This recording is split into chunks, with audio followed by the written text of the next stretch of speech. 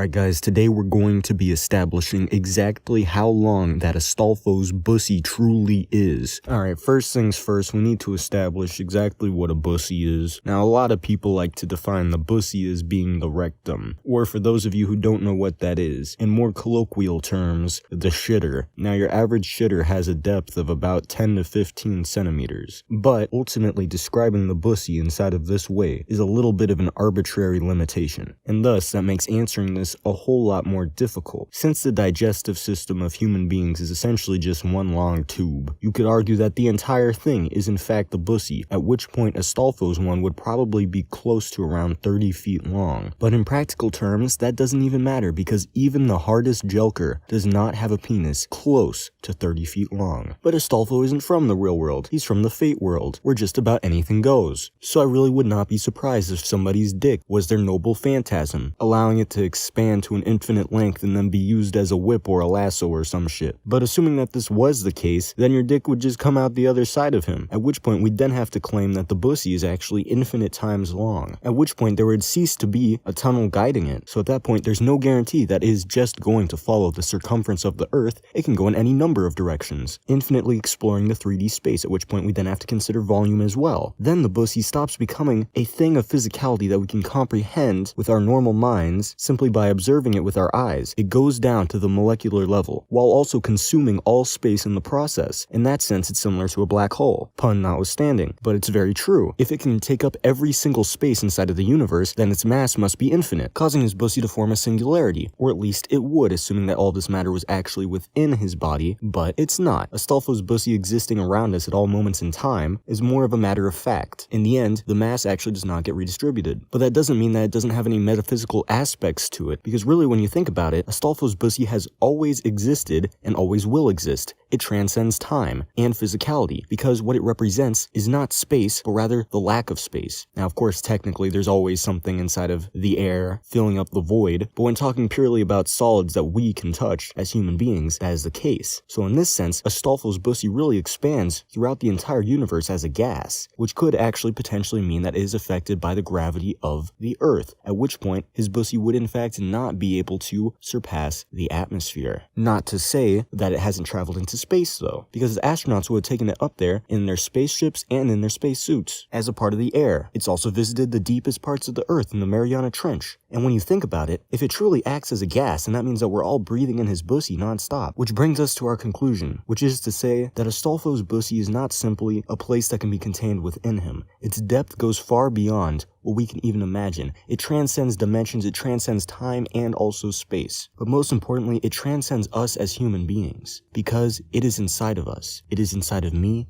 and it is inside of you. Normally, we'd be inside of him, and in his bussy, which isn't really that gay. But sadly, since we now have another man inside of us, that actually does kind of make us gay. But perhaps more concerning is the fact that Astolfo's bussy is not simply limited to Astolfo himself, but rather, we are Astolfo's bussy.